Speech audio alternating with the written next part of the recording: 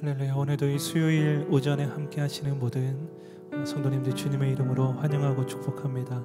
오늘도 이곳 가운데 주님께서 미리 예비하시고 허락하시는 놀라운 은혜가 있을 것입니다. 주의 그 놀라운 은혜를 기대함으로 우리 그 주님께 큰 감사와 영광의 박수 올려드리면서 우리 찬양의 자리로 하나님 앞에 나아갑시다.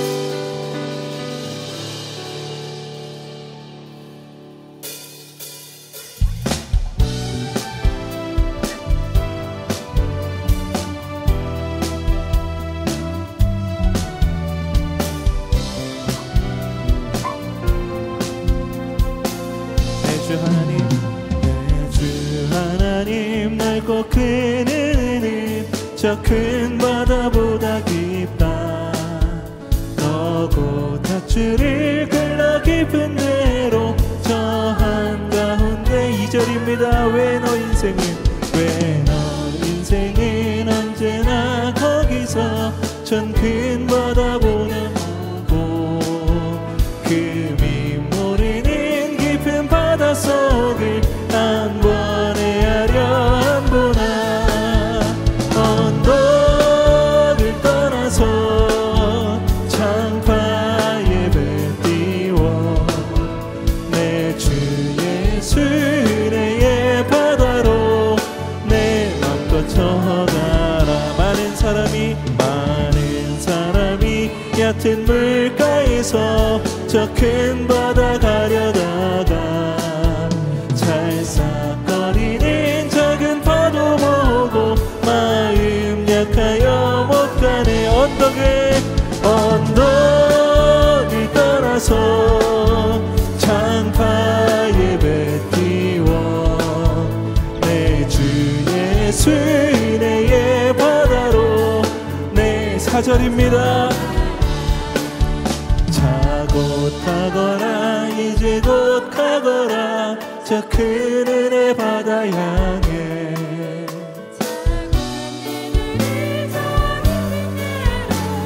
우리 4절 한 번 더 고백합니다. 자 곧 가거라 이제 곧 가거라 저 큰 은혜 바다 향해. 자고 내 노를 저 깊은 데로 가라 망망한 바다로 언덕을 떠나서 창파에 배 띄워 내 주 예수 은혜의 바다로 내 언덕을 떠나서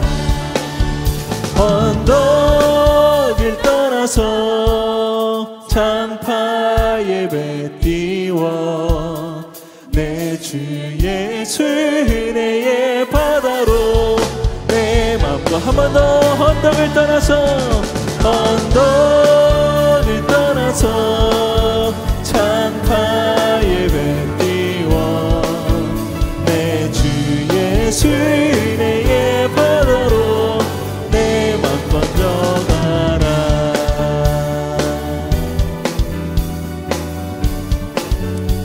계속해서 선한 목자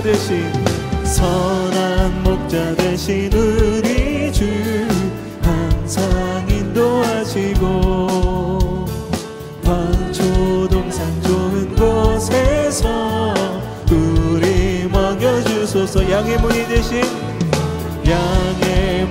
되신 예수여 우리 영접하시고 길을 잃은 양의 무리를 항상 인도하소. 선한 목자 구세주여 기도 들어주소서. 선한 목자 구세주여 기도 들어. 3절입니다.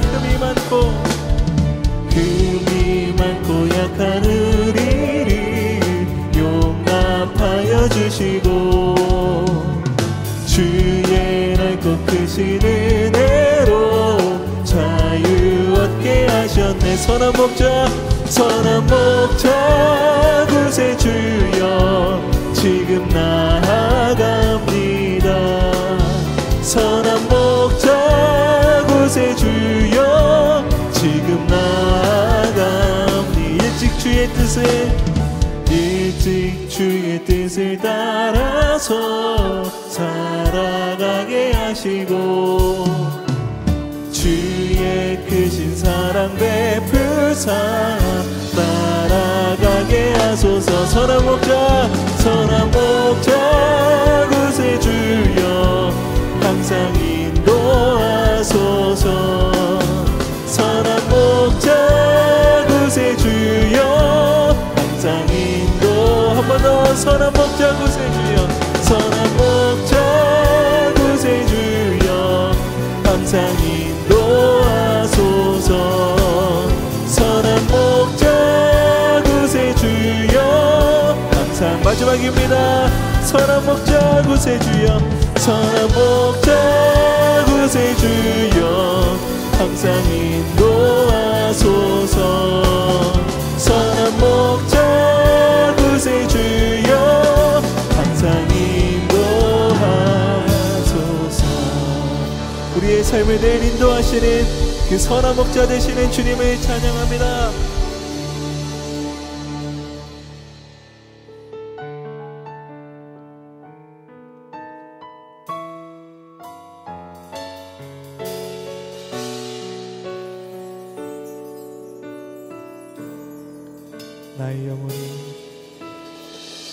나의 영혼이 잠잠히 하나님만 바라며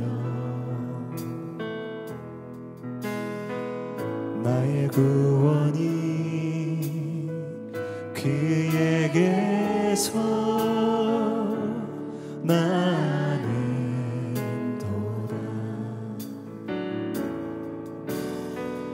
나의 영혼아 잠잠히 하나님만 바라라. 나의 소망이 저에게서 나는 도다. 오직 주만이 나의 반석 나의 구원이시니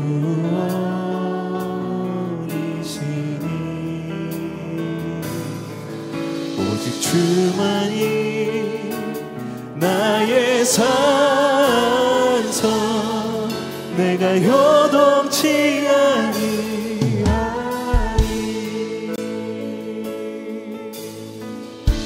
나의 영혼이 간절히 나의 영혼이 간절히 여호와를 갈망하며 나의 입술이 여호와를 찬양하리. 나의 영혼이 즐거이 나의 영혼이 즐거이 여호와를 따르리니 나의 평생에 여호와를 송축하리. 오직 주만이 나의 반석 나의 구원이시니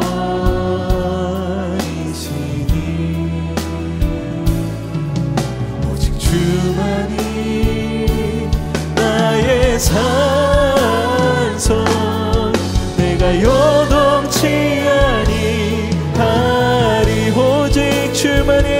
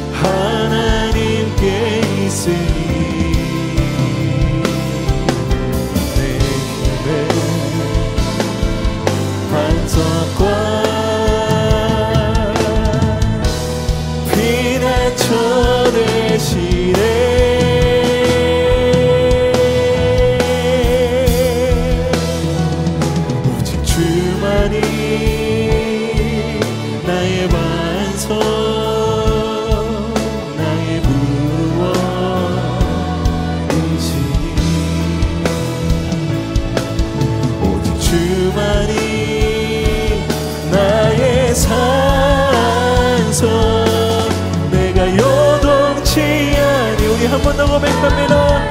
오직 주만이 나의 반석 나의 구원이시니 오직 주만이 나의 산성 내가 요동치 아니하리 세상 소망 다 사라져가도 세상 소망 다 사라져가도 주의 사랑은 끝이 없으니 살아가는 이 모든 순간이 주의 힘을 나는 믿네 세상 소망 다 사라져가도 주의 사랑은 끝이 없으니 살아가는 이 모든 순간이 우리 한 번 더 고백할 때 우리의 두 손을 높이 들고 고백합니다. 세상 소망 다 사라져가도 주의 사랑은 끝이 없으니 살아가는 이 모든 순간이 주의 힘을 나는 믿네 주의 힘을 나는 믿습니다. 주의 힘을 나는 믿네 주의 힘을 나는 믿네 우리의 영원한 소망 되시는 그 주님 앞에 우리의 큰 감사와 영광의 박수를 올려드립니다. 할렐루야.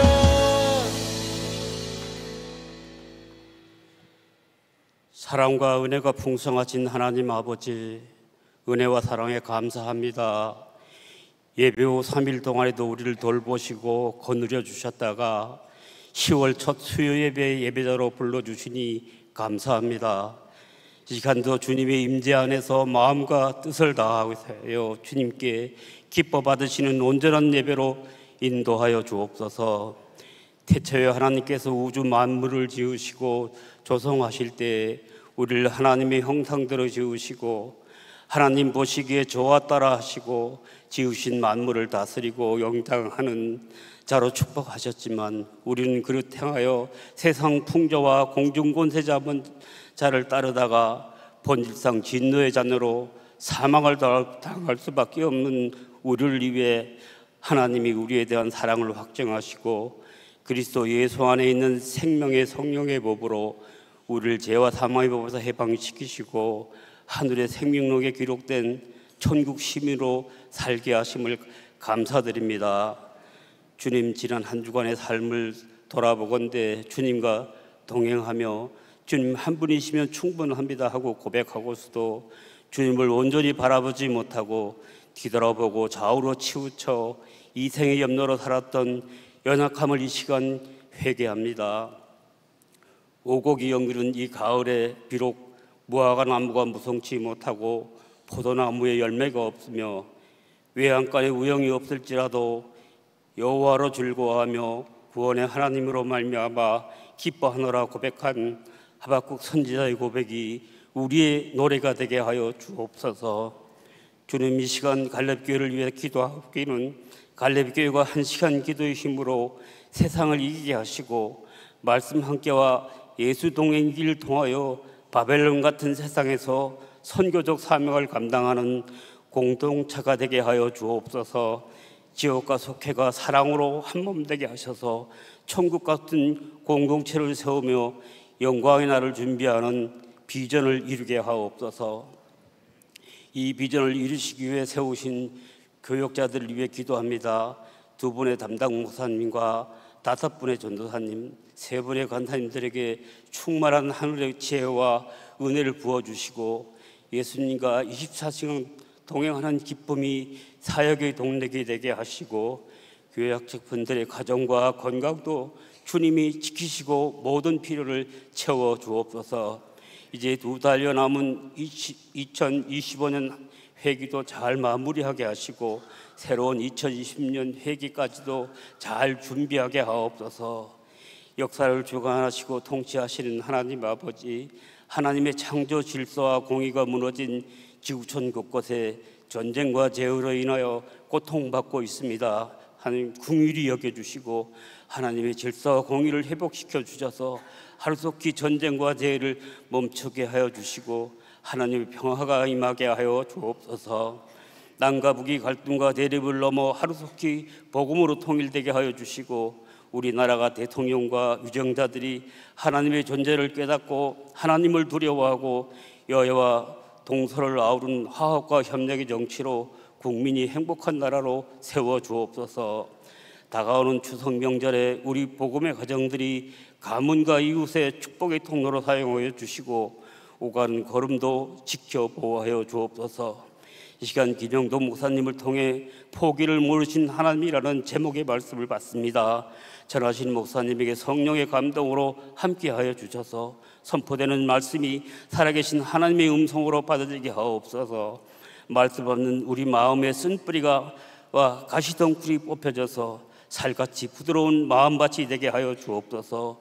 예배되게 위하여 섬기는 모든 손길을 축복하여 주시고 찬양을 올려드리는 갈렙 찬양단 위에 함께하여 주셔서 들어지는 찬양이 하늘 보좌를 움직이는 곡조 있는 기도가 되게 하시고 우리의 마음을 여는 찬송이 되게 하옵소서.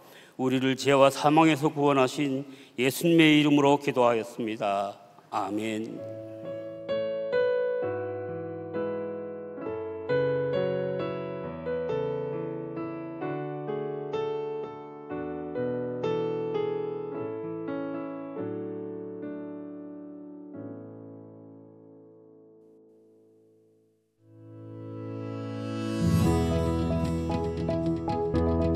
교회 소식을 알려드리겠습니다.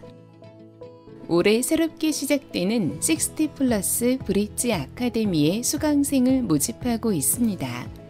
시니어 성도들의 영적 성장을 위해 각 분야별 전문가를 모시고 다양한 주제의 강의를 진행합니다. 예수님 안에서 더욱 풍성한 삶을 기대하시는 성도님들의 많은 신청 바랍니다. 매일 말씀 함께와 예수 동행 일기를 통하여 주님과 동행하는 한 주 보내시기 바랍니다.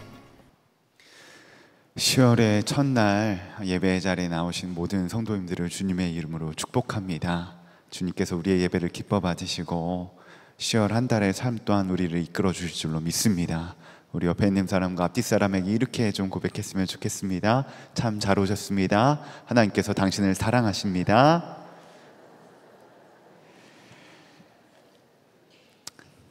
네, 예배 안내해 드리도록 하겠습니다. 다음 주는 추석 명절 연휴 기간으로 해서 수요 오전 예배와 지혜대학은 모이지 않습니다. 참고하셔서 연휴 기간 은혜롭게 잘 보내시고 그 다음 주에 모이도록 하겠습니다.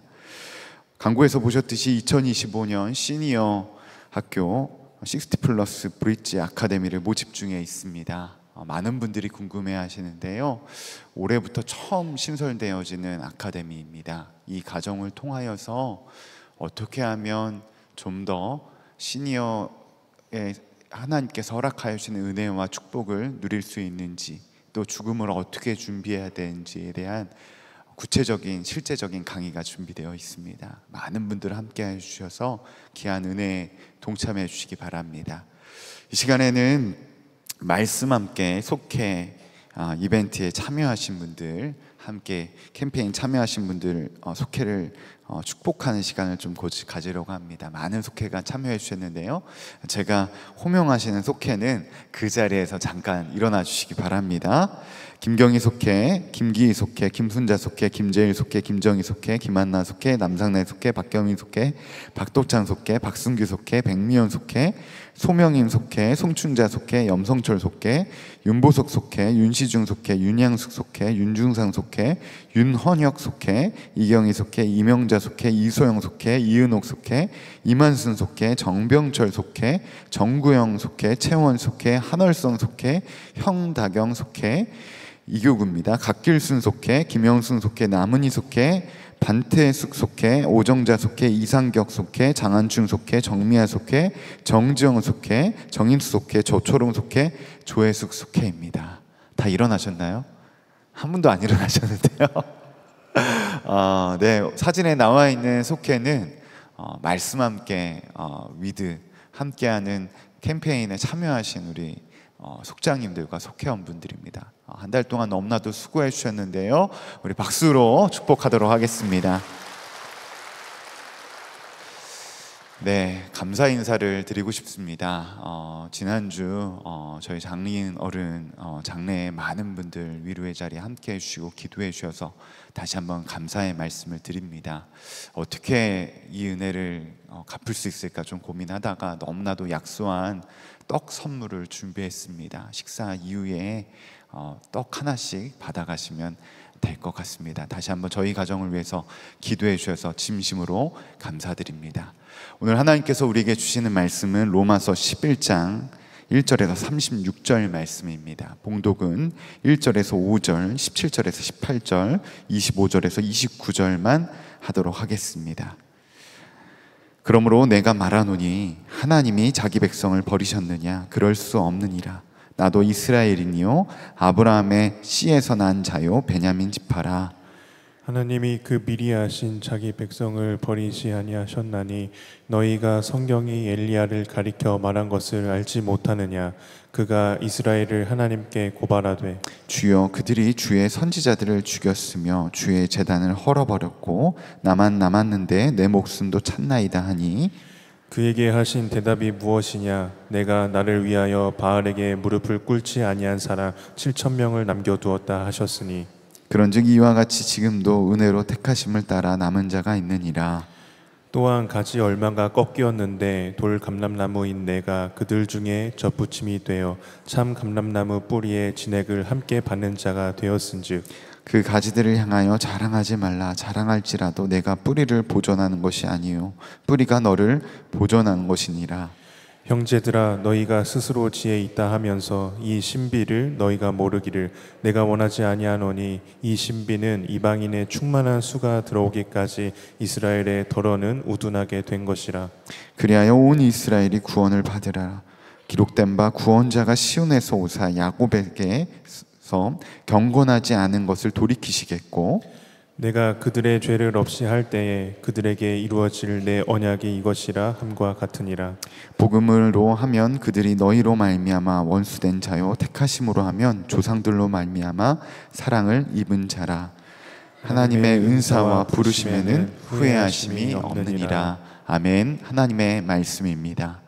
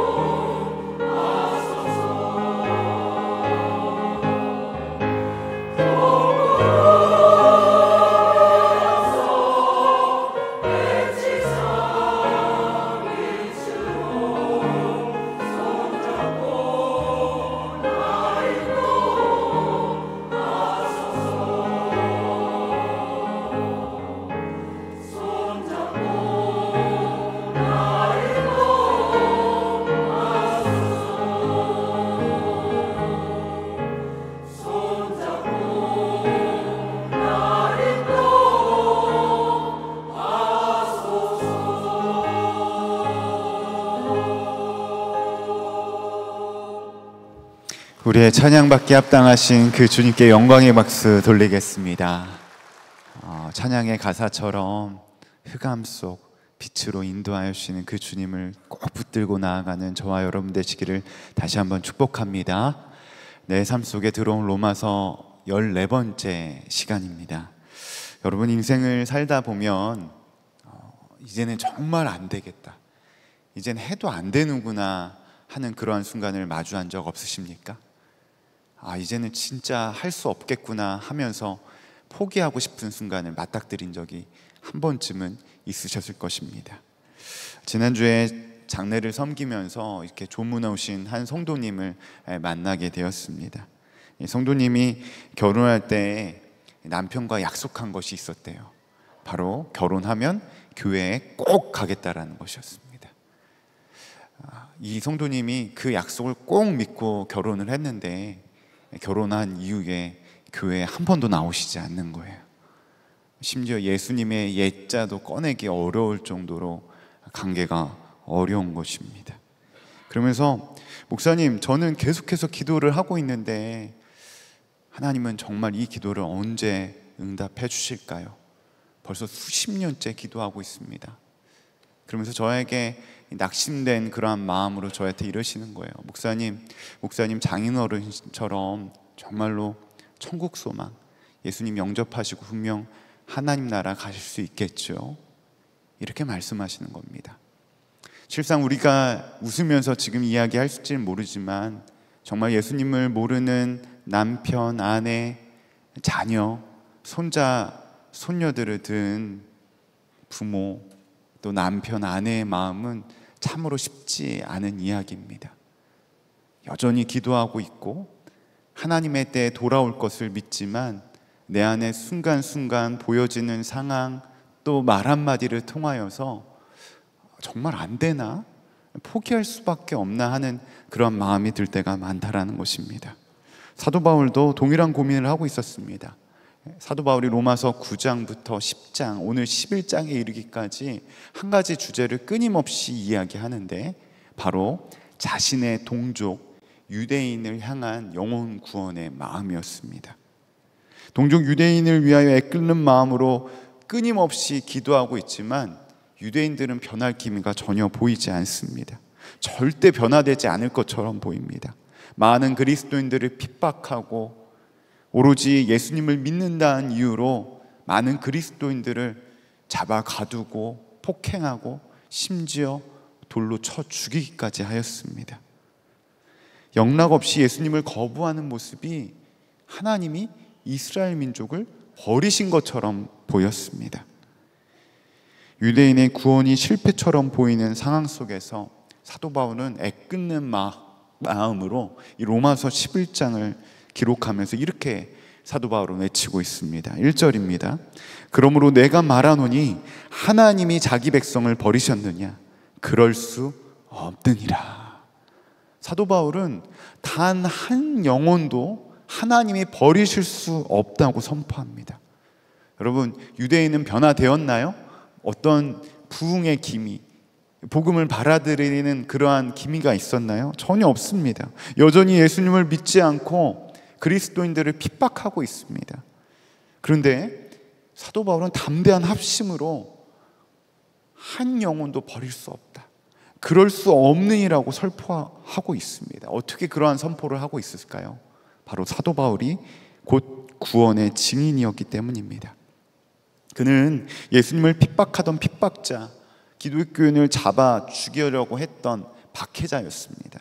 그러나 하나님께서 사도 바울을 포기하지 않으셨습니다. 먼저 방황하고 있는 사도 바울에게 다메섹 도상에서 찾아와 주셔서 그를 만나 주셨고 이방인의 사도로 부르셨습니다.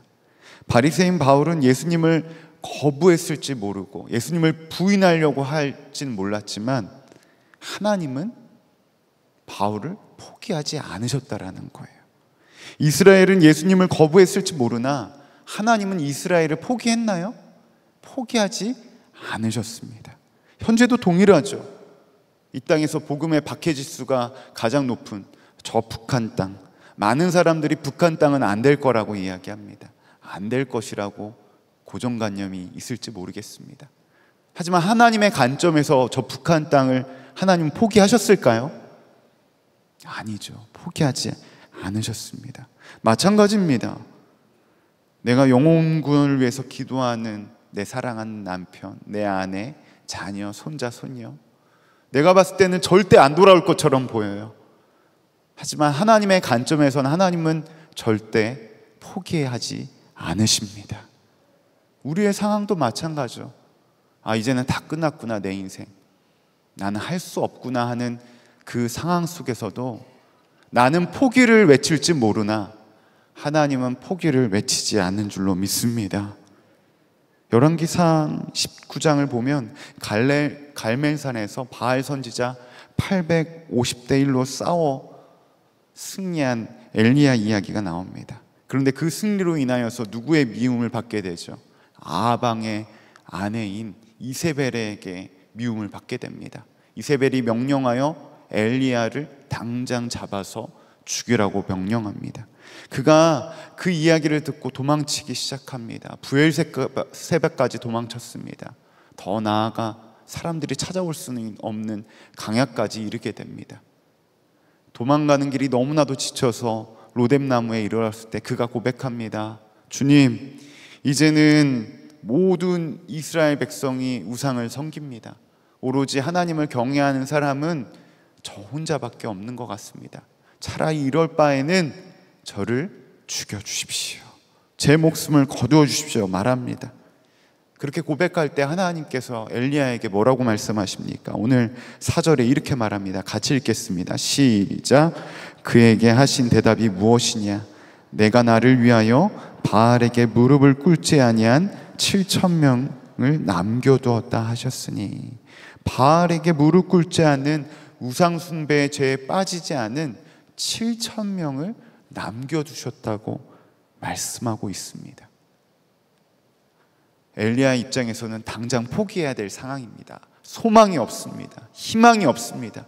차라리 이렇게 붙잡혀 죽을 바에는 하나님이 그냥 내 목숨을 지금 당장 거두어가는 것이 맞는 것처럼 보입니다. 이 관점은 누구의 관점이죠? 엘리야의 관점입니다. 엘리야의 생각입니다. 하지만 하나님의 관점은 어떤 관점이었죠? 하나님은 또 다른 일을 행하고 계셨어요. 엘리야가 보지 못하는, 우상하게 절하지 않는, 바알과 아세라에게 마음을 빼앗기지 않는 7,000명의 유대인들을 준비하고 계셨어요. 동일해요. 우리의 삶에도 우리의 관점은 포기할 수밖에 없어. 이제는 끝났어. 해봤자 소용없어. 부정적인 메시지가 주는 그러한 상황 가운데 있을 때가 있을 것입니다. 하지만 여러분 잊지 마십시오. 나는 포기하고 안 된다 말할지 모르지만 하나님은 그때의 새 일을 준비하고 그 가운데 새로운 일을 우리에게 허락되어진다고 말씀하고 계신다라는 거예요. 작년 선교를 갔을 때 중국 쿤밍에서 10여 년 동안 사역을 하셨던 선교사님을 만나게 되었습니다. 근데 그곳에서 추방을 당하셔서 그 선교지에 나오시게 된 거죠. 그 선교지는 보안 관계상 말씀을 드리지 않겠습니다. 쿤민 땅에 선교사님이 자녀들이 태어난 지 100일도 안 되는 두 자녀를 데리고 그곳 가운데 가셨다고 합니다. 처음에 중국에서 소수민족이라고 말하는 그 쿤밍 문화에 적응하는 것, 또 언어적인 문제를 해결하는 것, 무엇보다도 본인은 선교사로서 부르심을 받아 이곳에 왔을진 모르지만 아무런 문명의 혜택이 미치지 않는 그 변방 땅 가운데 가족을 데리고 왔다라는 것, 마음 가운데 참 미안한 마음이 많으셨다고 합니다. 그런데 그곳에서 한 해, 두 해, 해가 거듭될수록 그곳 가운데 하나님이 보내주시는 분들이 많이 있었다고 해요. 첫 번째로 다음 세대 친구들을 위한 한글 학교를 열었을 때 많은 다음 세대 친구들이 함께 성경으로 한글 공부를 하게 되었고, 더 나아가서 공동체가 세워지게 되었다고 합니다.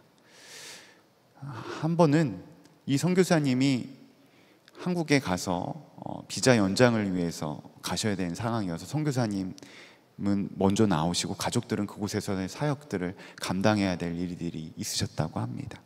한국에 들어와서 다시금 중국 땅에 들어가려고 하는데 중국에서 비자 연장 거부를 한 거예요. 그리고 그곳에서 가족들을 추방 명령을 내렸습니다. 제발 가서 옷가지라도, 그리고 함께했던 공동체의 사람들이랑 잠깐 인사라도 하게 해주세요. 중국 정부가 모든 것을 거부합니다. 결국 추방 명령이 내려지고 가족들은 정말로 집규를 옷만 챙기고 정말 도망치듯이 나와야 되는 그런 상황이 되어서 나오셨다고 합니다. 나오셔서 한동안 아무런 기력이 없었대요. 왜냐하면 함께했던 공동체, 수년 동안 함께했던 이들을 이제 단 한순간조차도 만날 수 없다는 사실이 믿기지 않았고, 하나님 살아계시는데 어떻게 이럴 수 있나 하는 그러한 마음이, 낙심이 찾아오셨다고 합니다. 그리고 기도하면서 지금 바로 그 다른 선교지로 가시게 되었다고 고백을 하셨습니다. 그런데 놀라운 것은 그 이후의 이야기입니다. 이제 그러한 상처가 조금 아물 때쯤 갑자기 이메일이 온 것입니다. 바로 함께 어렸을 때부터 한글 공부를 가르쳤던 친구들이 대학교에 가서 이 선교사님에게 어떻게 연락처를 알고 메일로 연락을 한 거예요. 선교사님 너무나도 보고 싶다는 이야기였습니다. 더 놀라운 소식은 이제는 더 이상 그 땅 가운데 하나님 나라의 복음이 심겨질 수 없구나 하는 그러한 마음에, 낙심된 마음이 있었을 때 그 친구들에게 들었던 이야기는 그곳에 남아있는 친구들이 남아서 계속해서 공동체를 이루고 있었고, 복음의 열매가 계속 맺어지고 있었다라는 것입니다. 선교사님은 깜짝 놀랐어요. 아, 내가 포기하면 저 땅은 아무것도 할 수 없다고 생각을 했는데, 나는 안 된다고 생각을 했는데 하나님은 또 다른 새 일을 행하고 계셨다라는 것입니다. 왜 그렇습니까? 왜 이러한 새 일을 행하시는 하나님을 우리는 목도할 수 있고 바라볼 수 있는 것입니까? 바로 모든 주권이 하나님께 있어서 이 모든 일들이 가능한 줄로 믿습니다. 그러므로 여러분, 우리가 어떠한 현상 앞에, 상황 앞에, 느껴지는 그러한 감정 앞에 우리가 해야 될 것은 무엇일까요? 낙심된 마음, 안 되는구나, 포기하게 만드는 상황에 내 마음을 빼앗길 것이 아니라 바로 이 상황 속에 모든 주권자 되신 그 주님을 찾아야 될 줄로 믿습니다. 사도 바울은 답답하고 포기하고 싶은 그 상황 속에서도 하나님의 주권적인 은혜 가운데 하나님은 끊임없이 지금 이 순간에도 포기할 수밖에 없는 상황, 아무것도 할 수 없는 상황 가운데도 하나님 일하고 계신다는 것을 선포하고 있습니다. 17절과 18절 말씀입니다. 또한 가지 얼마가 꺾여 있는데 돌감람나무인 내가 그들 중에 접붙임되어 참감나무의 뿌리에 진액을 함께 받는 자가 되었은즉 그 가지들을 향하여 자랑하지 말라. 자랑할지라도 내가 뿌리를 보존한 것이 아니요 뿌리가 너를 보존하는 것이라. 여러분, 이 감람나무 비유는 포기하지 않는 하나님의 사랑의 이야기를 분명하게 자세하게 나타내주는 구절입니다. 시골에서 자라거나 농사를 지으신 분은 알 거예요. 좋은 열매를 맺기 위해서는 좋은 품종의 나무에 접붙임을 해요? 아니면 나쁜 나무에 접붙임을 해요? 당연히 좋은 열매를 맺기 위해서는 건강하고 좋은 나무에 접붙임을 해야 되는 것이 맞습니다. 그런데 하나님의 방법은 어땠죠? 죄악으로 영원히 무가치한 삶을 살아갈 수밖에 없는 우리를 향하여서 포기할 수밖에 없는 그러한 상황 가운데 나쁜 나무인 우리를 잘라내어 예수 그리스도라는 참 감람나무에 붙여주셨습니다. 더 중요한 것은 아까 말씀드렸던 것처럼 좋은 열매를 맺기 위해서는 좋은 나무에 접붙임을 해야 되는데, 거기에서 그 역할을, 접붙임 역할을 잘 하지 못하는 가지는 어떻게 하죠? 다른 가지의 열매가 더 많이 맺어질 수 있도록 가지치기를 해야 되지 않습니까? 그런데 하나님의 방법은 아무런 쓸모없는 그러한 나쁜 가지조차도 다시 접붙일 계획을 가지고 있다고 말하고 있는 거예요. 그 계획이 무엇입니까? 오늘 말씀에 나와 있는 바로 그 뿌리, 바로 하나님과의 언약 관계에 있었던 이스라엘 백성을 버리지 않고 다시금 이스라엘이 돌아오는 그 순간까지 포기하지 않겠다고 말하는 것입니다. 사도 바울이 얼마나 감격스러웠을까요?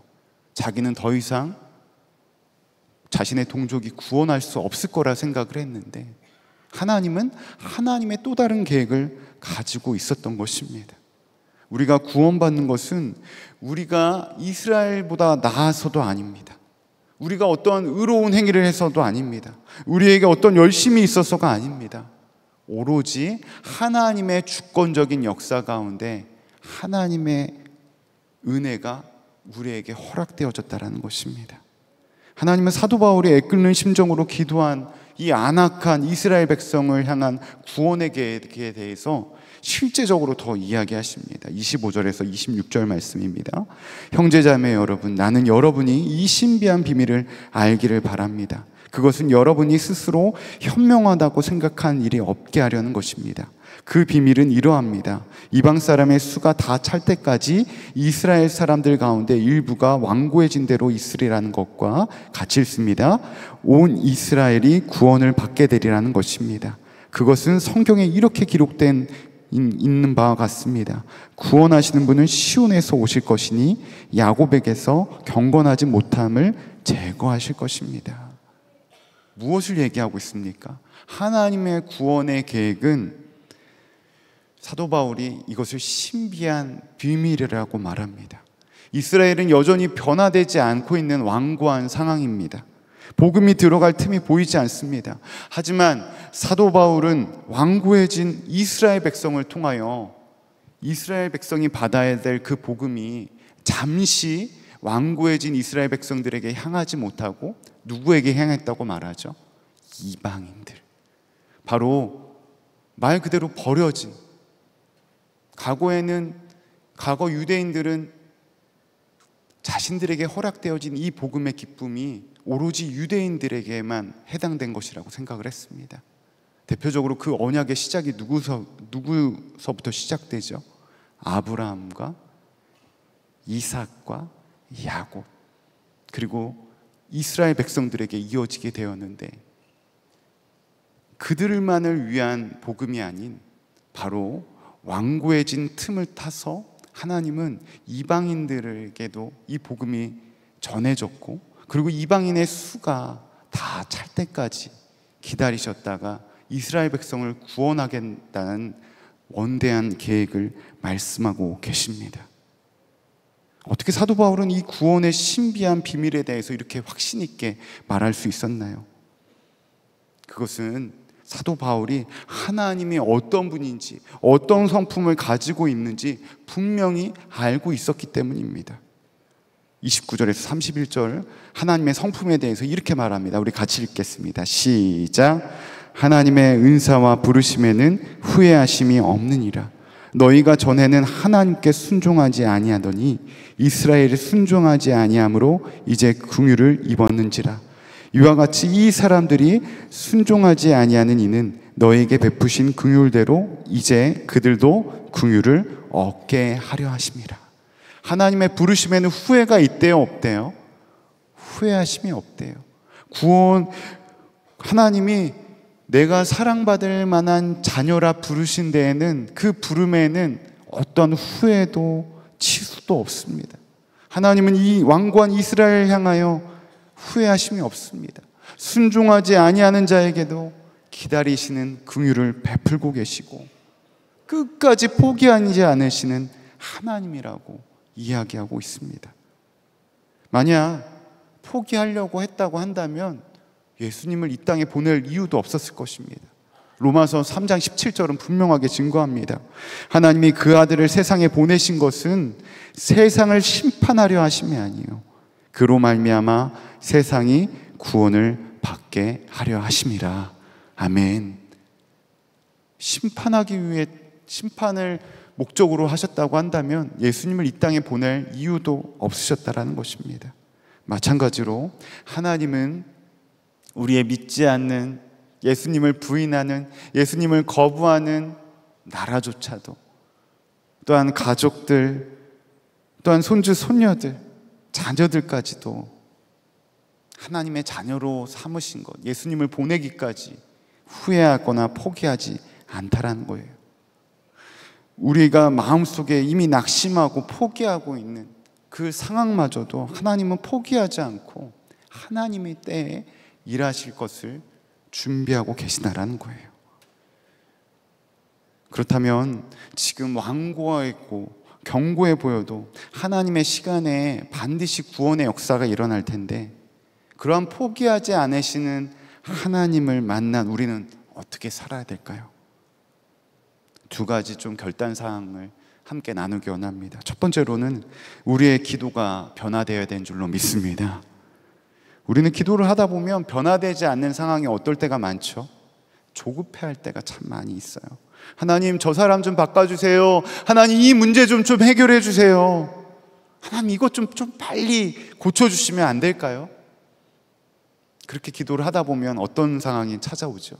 기도의 응답이 빠르게 되면, 아, 하나님이 일하셨구나, 하나님이 내 기도에 응답하셨구나 하는 마음에 감사함이 들지만 1년, 2년, 그것이 5년, 10년, 20년이 지나가면 어떻습니까? 하나님 살아계신 건 맞나? 하나님 나를 싫어하시나? 내가 하나님께 무언가 잘못했나?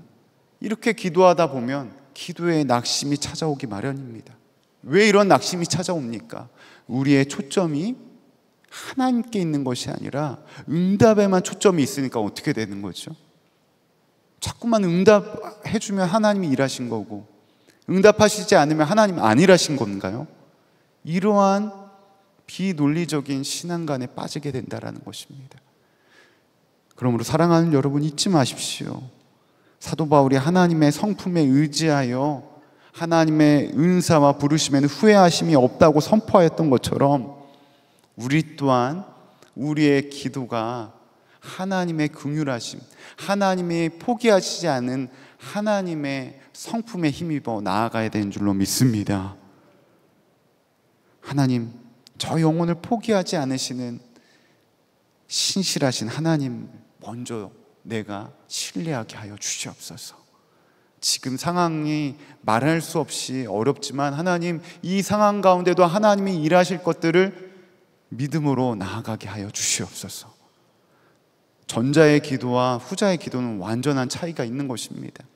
나의 기도가 응답에만 초점을 맞춰주는 순간 끊임없는 시험이 다가올 수밖에 없습니다. 하지만 이 시험이 언젠간 하나님의 때에 응답되어지고 그 길을 여실 것에 대한 분명한 믿음이 있다고 한다면 어떠한 상황 앞에서도, 현상 앞에서도 낙심할 이유가 없게 되는 것입니다.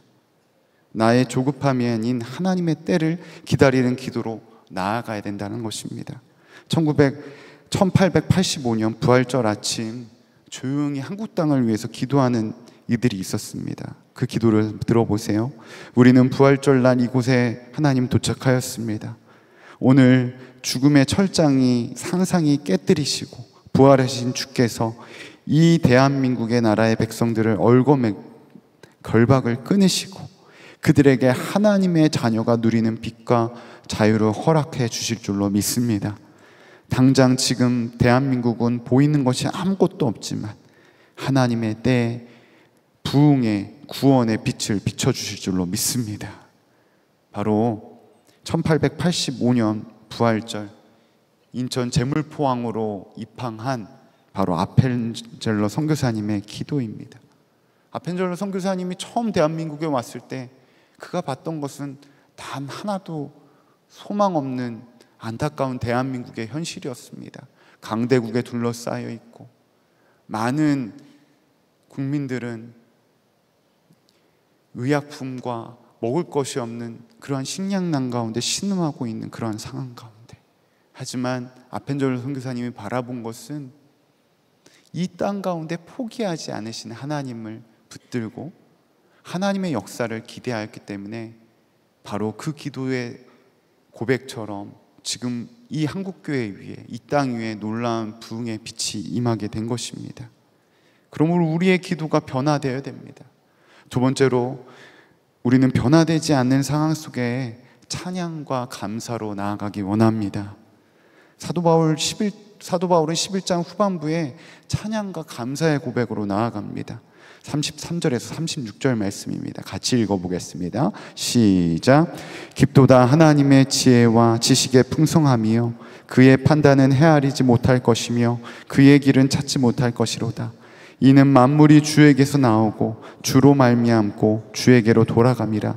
그에게 영광이 세세에 있을지어다. 아멘. 여러분, 지금 사도 바울이 고백하는 지금의 상황이 유대인들이 하나님께 돌아오고 유대인들이 예수님을 주라고 고백하는 그러한 변화된 상황이었나요? 아닙니다. 상황은 하나도 변화되지 않습니다. 여전히 자신의 동족 유대인들은 많은 그리스도인들을 핍박하고 예수님을 거부하고 있습니다. 하지만 그는 포기하고 낙심하기보다는 포기하지 않으시는 하나님의 은혜에 힘입어 하나님께 찬양과 감사를 올려드리고 있습니다. 깊도다 하나님의 은혜를 측량할 수 없다 고백하고, 헤아리지 못할 것이며 하나님의 뜻을 당장은 이해할 수 없지만 하나님의 때에 하나님이 일하실 것들을 믿음으로 선포하고 있습니다. 그가 고백한 것은 하나님의 방법은 내가 생각했던 방법과 다르다는 것을 믿음으로 고백하고 있는 거예요. 하나님의 생각은 우리의 생각보다 높기 때문에 하나님은 하나님의 방법대로 새 일을 행하시고 계시다고 고백하고 있는 것입니다. 동일한 거예요. 지금 당장 포기하고 싶을 그러한 답답한 상황 가운데 마주하고 계십니까? 이 고난의 긴 터널이 언제 끝날지 모르는 그러한 어려움 가운데 계십니까? 점점 육신은 나약해지고 약해지고 아무런 소망이 없는 것처럼 보이십니까? 바로 그때가 하나님을 찬양하고 감사할 때라는 거예요. 무엇에 힘입어서? 우리에게 허락되어진 예수 그리스도, 그 놀라운 십자가의 은혜, 하나님의 성품에 힘입어.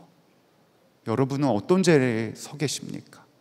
이제는 안 되는구나, 이제는 어렵구나 포기하고 낙심하고 이미 나는 나이가 들어서 할 수 있는 것이 아무것도 없어 절망 가운데 계시지만 있지 않습니까? 지난 한 주 장례를 치르면서 너무나도 슬픈 한 주간이었지만 슬픔 가운데 감사와 기쁨과 평안이 있었습니다. 여전히 장인어른 생각하시면 지금도 제 아내가 눈물을 흘리고 있을지 모르겠는데요, 마음은 아프지만 기뻐할 수 있었고 감사할 수 있었습니다. 지난 한 주간 하나님께서 주신 마음들을 잠깐 일기를 한번 적어봤습니다. 많은 분들이 그 일기를 보시긴 했는데요, 그래도 잠깐 읽어드리도록 하겠습니다. 지난 한 주간이 어떻게 지나간지 모를 정도로 빠르게 지나갔습니다. 월요일 새벽 아무개 성도님이 천국 환송 예배 후 화장 예식을 마무리할 쯤에 전화가 옵니다. 병원입니다. 아내에게 통화가 안 되어서 가족들이 빨리 오실 수 있는 분들은 호스피스 병동으로 빨리 오라는 메시지였습니다. 모든 절차를 마무리하고 군포 지센병으로 이동합니다. 이동하는 내내 아내와 눈물이 흘립니다. 아내가 아버지가 영접하고 나면 곧바로 하나님의 품에 가시면 어떻게 하지 걱정했는데 결국 하나님의 때에 맞춰서 예수님을 영접하고 장인어른은 하나님의 품에 가셨습니다. 하나님께서 장인어른을 기다리신 것 같습니다. 주일 예배 말씀에 믿음의 증인으로 서셨는데 안타까움에 도착하니 이미 쉽지 않은 상황이었습니다. 처남도 출장을 갔다가 중국에서 주일 저녁에 들어왔는데 마치 장인어른이 기다리셨던 것처럼 온 가족이 한자리에 모였습니다. 처음으로 장인어른, 아내, 처남 이렇게 예배를 드립니다. 평소 호스피스 병동에서 즐겨 부르셨던 찬양을 함께합니다. 호스피스 병동 선생님들도 함께 하십니다. 저 높은 곳을 향하여 날마다 나아갑니다. 쉴 새 없이 눈물이 쏟아져 나오지만 함께 처음으로 가족이 예배드리는 이 순간 정말 주님을 붙들고 감사할 수 있는 시간이었습니다. 시편 23편 말씀을 함께 읽고 말씀을 인사를 나누고 말씀을 나누고 마지막 인사까지 늘 집례하고 인도했던 예배의 자리였지만 특별함이 더해집니다. 아버님의 눈에 눈물이 흐릅니다. 굉장히 고통스러운 순간이지만 함께 가족들이 처음으로 예배드릴 수 있어 감사했습니다. 고통의 진통제가 더해지고 잠이 드시는 것처럼 조용히 계시다가 하나님의 품에 안기십니다. 장례 절차가 진행됩니다. 일사천리로 수고해 주신 간사님, 수없이 장인어른이 소천하시면 어떻게 할지 대색이었던 것을 이제 실행에 옮깁니다. 슬픔이 엄습해오지만 슬픔의 자리만 있을 수 없습니다. 늘 장례를 집례하고 주관하는 입장에서 오히려 위로의 자리에 있으니 장례 사역과 위로 예배의 중요성을 다시금 깨닫습니다. 교회를 떠난 처남과 생전 처음 함께 예배드리는 조카들, 그리고 예수님을 모르는 장인어른의 친인척 분들이 위로의 자리에 함께한 많은 성도들과 예배 가운데 큰 위로와 감격을 누립니다. 그 누구보다도 예수님을 부인하려고 했던 아버님, 복음을 전할 때면 피곤하다 하시며 잘 모르겠다고 하셨던 아버님, 선물하셨던 성경책과 복음 그림책을 보이지 않는 곳에 깊게 숨겨주셨던 아버님, 그러나 마지막은 아버님을 통해서 하나님을 모르는 형제 자매들에게 복음의 통로로 쓰임받도록 하나님께서 인도하여 주셨습니다. 예배를 드릴 때마다 왜 그렇게 눈물이 나는지요? 슬픔보다 주님의 은혜에 대한 감격, 감사의 눈물이 흐릅니다. 지난 4년 함께 중보했던 목사 사모 공동체, 또한 갈렙교회 모든 기도의 중보자들, 또한 이름 모를 무명의 중보 기도자들의 기도의 힘이 다시금 느껴집니다. 우리의 기도는 절대 땅에 떨어지지 않습니다. 너무나도 힘든 시간을 보내고 있지만 많은 분들의 격려와 기도, 사랑의 큰 빚을 짐으로 이 사랑의 빛을 통하여 하나님의 살아계심을 맛보아 알아가는 천국 환송 예배의 자리가 되어 너무나도 감사합니다. 주님 사랑합니다. 주님이 일하셨습니다. 그렇습니다. 포기하고 싶고 안 된다고 말하는 그 순간 하나님은 또 다른 하나님의 일을 계획하시고 준비하고 계셨더라고요. 사랑하는 성도 여러분, 여러분의 어떠한 아픔과 또한 어떠한 포기할 수밖에 없는 그러한 상황 가운데 계십니까? 저는 여러분들에게 도전하고 싶습니다. 하나님은 오늘도 새 일을 행하고 계시고 여러분들의 가정을 통하여서 여러분의 삶에 함께하는 모든 일을 통하여서 하나님의 일을 행하실 줄로 믿습니다. 내가 할 것은 무엇입니까? 나의 기도가 먼저 변화되어지기 원합니다. 진정 문제 해결에 기도의 응답에 초점을 맞추는 것이 아니라 하나님의 성품에 힘입어, 하나님의 은혜에 힘입어 믿음의 강구를 함께하기 원합니다. 더 나아가 포기할 수밖에 없는 상황 가운데 찬양과 감사를 올려드릴 수 있는 저와 여러분 되시기 바랍니다.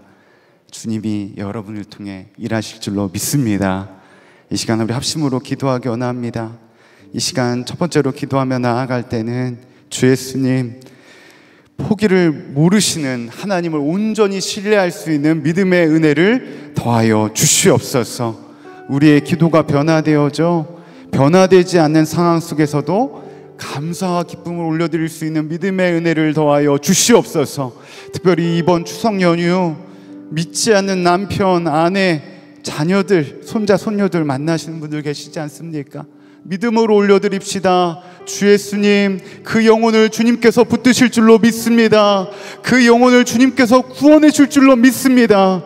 우리의 기도가 온전히 하나님께 상달될 수 있도록 이 시간 다 함께 주님의 이름 한번 부르고 기도하며 나아갑니다. 주여,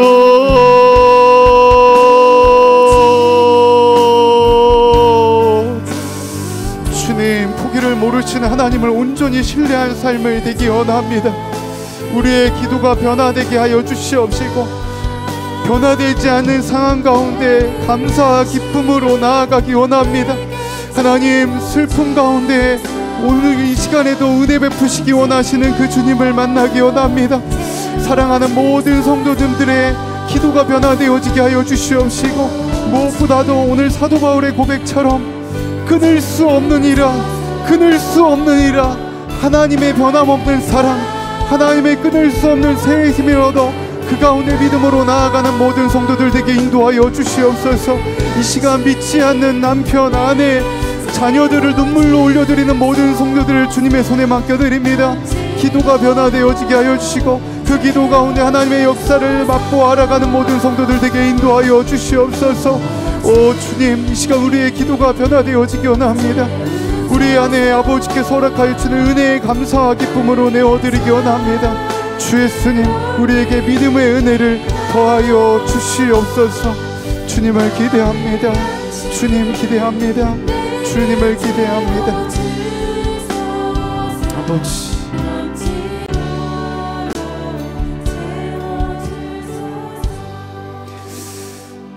은혜가 풍성하신 하나님, 포기를 모르시는 하나님을 온전히 신뢰하기 원합니다. 내 안에는 이제는 할 수 없어, 저 사람은 기도해도 안 되는구나 하는 그러한 기도의 절망, 낙심이 있지 않습니까? 변화되지 않는 상황 가운데 신음하며 절망하고 있지 않습니까? 하나님, 이 시간 간절히 구합니다. 하나님의 사랑을 끊을 수 없느니라. 변함없는 하나님의 사랑에 힘입어 우리를 포기하지 않으시는 하나님의 힘입어 이 시간 주님 앞에 나아가오니 주 예수님, 우리에게 믿음의 은혜를 더하여 주셔서 어떤 기도의 응답에 초점을 맞아 응답을 간구하는 것이 아니라 우리에게 이미 새 일을 행하시는 주 예수 그리스도, 그 주님을 향한 믿음이 더욱 굳건하는 은혜의 역사가 시작되어지게 하여 주시옵소서. 변화되지 않는 상황에 낙심하고 절망하고 울고 안 되는구나 하나 마음 아파하는 것이 아니라 정말 우리 안에 찬양과 기쁨, 감사가 회복되기 원합니다. 이 시간 하나님, 절망 가운데 있는, 낙심 가운데 있는, 포기 가운데 있는 모든 성도들을 주님의 손에 맡겨드리오니 주 예수님, 그 심령 안에 기쁨과 감사와 은혜가 회복이 되게 하여 주시옵소서. 우리 안에 이미 허락되어진 그 주님의 은혜의 기쁨이 가득 넘쳐나게 원하오니 사랑하는 모든 성도들의 심령 가운데 함께하여 주시는 주의 은혜를 누리며 나아가게 하여 주시옵소서. 오늘도 하나님 함께하고 싶어오나 육신의 아픔으로 또한 여러 가지 많은 상황으로 이 자리에 함께하지 못한 성도들, 어느 초소에 있든지 주 예수님 동일한 은혜를 더하여 주시옵시고 붙들어 주는 주의 풍성한 은혜가 가득 넘쳐나게 하여 주시옵소서. 이제 다음 주면 긴 추석 연휴 명절 가운데 나아갑니다. 하나님, 주님을 모르는 남편, 아내, 자녀들, 손자, 손녀들을 주님께 맡겨드리오니 주님 돌아오게 되는 주의 역사가 시작되어 하여 주시옵소서. 나의 힘으로는 할 수 없지만 주님은 하실 수 있음을 고백합니다. 주 예수님, 나에게 지혜를 더하여 주셔서 말 한마디, 표정, 생각 하나조차도 주님께 붙들려 주님의 말을 하게 하여 주시옵시고 주님의 복음의 통로로 귀하게 쓰임받는 모든 성도들 되게 하여 주시옵소서. 이 나라 이 민족을 주님께 맡겨드립니다. 하나님을 경외하는 나라와 민족 되게 하여 주십시오. 우리는 포기할지 모르나 하나님 포기하지 않는 저 북한 땅을 기억하여 주셔서 속히 이 한반도 땅이 조국 통일, 복음 통일의 역사가 완성되게 하여 주시옵소서. 여전히 억류 중인 김국기 목사님, 김정우 목사님, 최춘교 선교사님, 장문석 집사님, 그 외에 많은 예수님 때문에 고통받는 많은 영혼들을 주님의 손에 맡겨드립니다. 속히 풀려나가게 하여 주시옵시고 하나님이 허락하여 주신 은혜의 복락을 더하여 주시옵소서. 이 시간에도 귀한 예물을 올려드린 손길이 있습니다. 이 예물이 쓰이는 곳곳마다 하나님의 나라가 확장되어지게 하여 주시고 하나님이 허락하여 주시는 풍성한 은혜가 우리의 삶 가운데 가득 넘쳐나게 하여 주시옵소서. 오늘도 변함없이 우리의 기도를 이끌어가 주시고 또한 우리의 예배를 기뻐 받아 주심을 감사드리며 이 모든 말씀 우리 주 예수 그리스도의 이름으로 기도드렸사옵나이다. 아멘. 이 시간 다 함께 일어나셔서 결단 찬양하며 주님께 나아가도록 하겠습니다.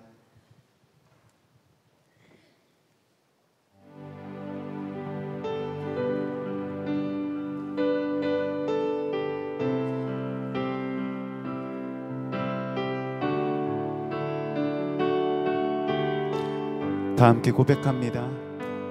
우물가의 여인처럼 난 구했네. 헛되고 헛된 것들을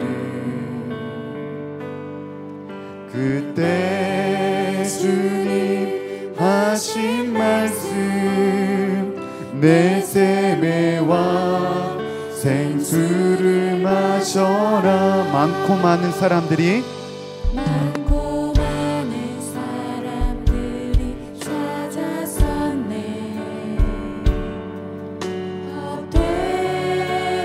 헛된 것들을 주 안에 간 주인 몸에 세상 것과 난 비길 수 없네. 다 함께 두 손 높게 들고 고백합시다. 오 주님 채우소서. 나의 잔을 높이 듭니다. 하늘 양식 내게 채워주소서.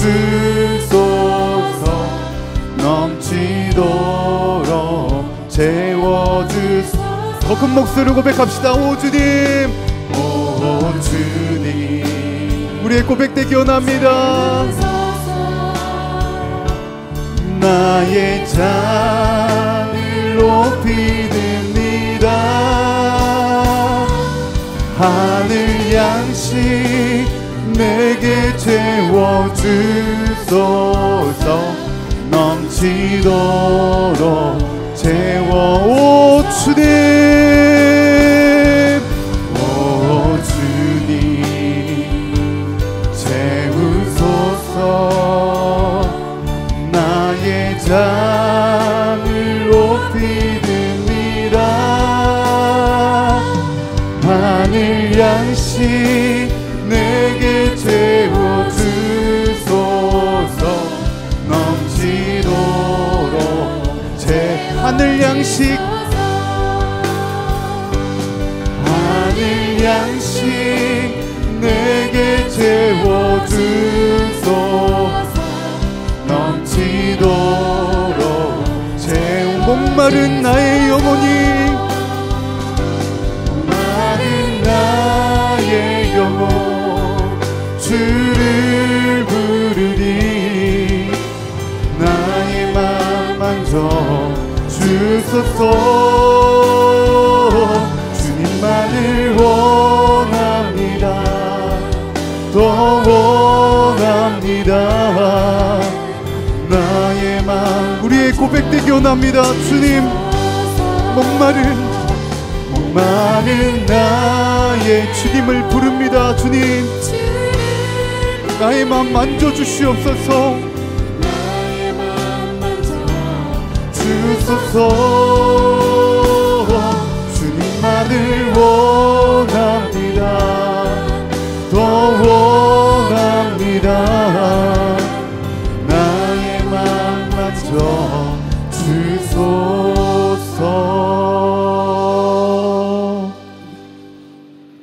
이제는 우리 구주 예수 그리스도의 크신 은혜와 하나님 아버지의 무한하신 사랑과 성부, 성자, 성령 내주가마 감동 교통하심이 포기를 모르시는 하나님, 그 하나님을 따라 믿음으로 살아가길 결단하는 사랑하는 갈렙교회 모든 성도들 위해, 무엇보다도 여전히 주님을 떠난 채 신음하고 있는 사랑하는 남편, 아내, 자녀들, 손자, 손녀들을 간절히 올려드리는 모든 성도들의 기도 위에 지금부터 영혼까지 함께 하시기를 간절히 축원하옵나이다.